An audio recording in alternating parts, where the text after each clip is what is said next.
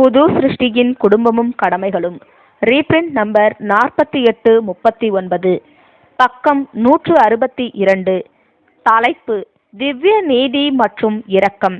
ஆதார வசன பகுதி: 2 நாளாகமம் 33ஆம் அதிகாரம் 1 முதல் 20 வசனங்கள்.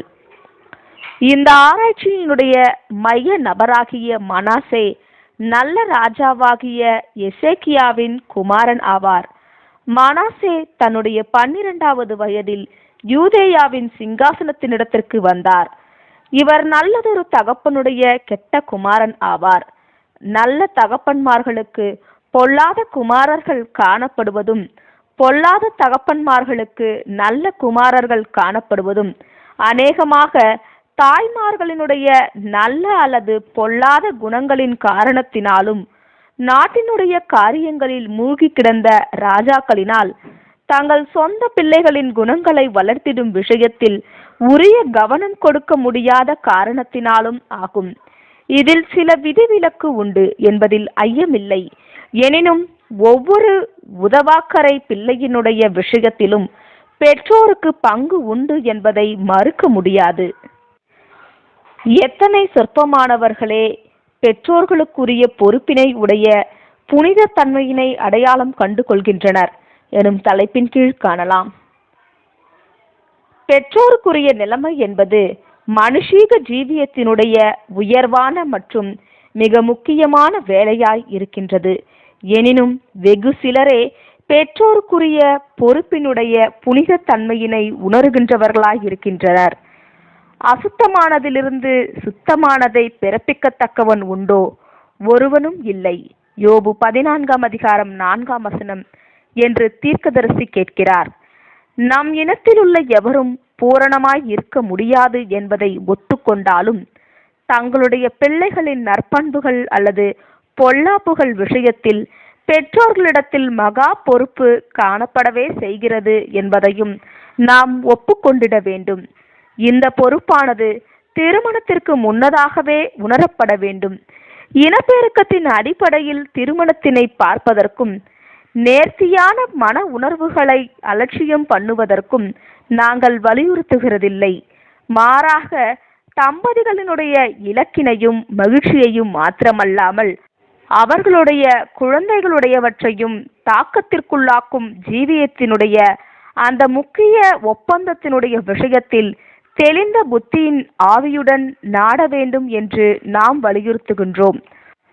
உச்சிதமான கனிகளையும் மலர்களையும் காய்கறிகளையும் பெற்றுக்கொள்வதற்கென அறிவியல் சார்ந்த தோட்டக்காரனினாலும் பூந்தோட்டக்காரனினாலும் செலுத்தப்படும் மிகுந்த கவனத்தை குறித்து அறிய வரும் ஒருவர் மனித இனத்தில் உரிய கொள்கைகளை விதைத்திடுவதற்கு காண்பிக்கப்படும் மிக குறைந்த கவனத்தின் நிமித்தம் வெட்கமே அடைவார்.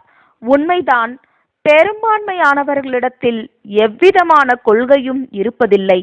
கண்மூடித்தனமான முரட்டுத்தனமான உணர்வுகள் மாத்திரமே காணப்படுகின்றது. உயர்தரமான குதிரைகள், நாய்கள், கால்நடைகள் முதலானவைகளை இனவிருத்தி பண்ணுகிறவன் இனப்பெருக்கத்தின் காலத்தில் தாய் விலங்கினிடத்தில் தான் எவ்வளவு ஜாக்கிரதையாக இருப்பான் என்று விவரிப்பான். அதன் ஆரோக்கியம், அதன் சுற்றுச்சூழல் அனைத்தும் கவனிக்கப்படுகிறது. ஏனெனில் இவை அனைத்தும் தாயின் குட்டியை பாதிக்கின்றதாய் இருக்கும். எனினும் கால்நடைகள், குதிரைகள், கோழிகள் முதலானவைகளை இனப்பெருக்கம் பண்ணுபவர்கள் தங்களுடைய சொந்த குழந்தைகளுக்கான தாயாகிய தங்கள் மனைவியினுடைய நிலைமைகளுக்கு அவளது கர்ப்ப காலத்தில் கவனம் செலுத்துகிறதில்லை.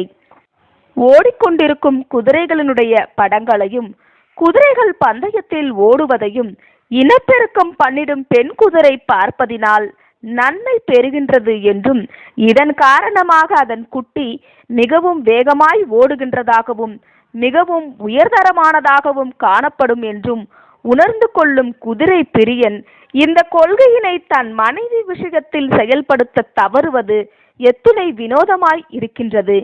தாயானவள் கருவை சுமந்து கொண்டிருக்கையில் அவள் பல்லாயிரம் வழிகளில் அமைதியற்றும் தொல்லைப்படுத்தப்பட்டும் இருக்கையில் அவள் பிள்ளைகள் பலவீனமானவர்களாக, கோழைகளாக மற்றும் சிடுசிடுப்பானவர்களாக பிறப்பதில் ஆச்சரியப்படுவதற்கு ஒன்றுமில்லையே. கோபமுள்ள, எரிச்சலுள்ள, இச்சையுள்ள குழந்தைகள் என பிறந்தவர்கள் விஷயத்தில் இவர்களில் இதை பதிய வைத்திட்டதான இவர்களுடைய தாய்மார்களுடைய அனுபவங்களை குறித்து நாம் சிந்தித்து பார்க்கையில் இவர்கள் இப்படி பிறந்ததில் ஆச்சரியப்படுவதற்கு ஒன்றுமில்லையே. நியாயமாக சிந்தித்திடும் பெற்றோர்கள் அனைவரும் இந்த காரியங்களை புரிந்து கொள்கையில் நிச்சயமாகவே தங்கள் பிள்ளைகளில் சரியான அஸ்திபாரங்களை போடுகின்றவர்களாய் இருப்பார்கள். இந்த அஸ்திபாரத்தினுடைய அடிப்படையில்தான் பிற்பாடு பெற்றோர் நீதியின் உயர் கொள்கைகள், பரிசுத்த அலங்காரம் மற்றும் சிருஷ்டிகருக்கான நேர்மை ஆகியவற்றிற்கு இசைவாக பொறுமையோடும் ஜாக்கிரதையோடும் அன்போடும் தங்கள் பிள்ளைகளை வளர்த்துகின்றவர்களாய் இருப்பார்கள். ஆமேன்.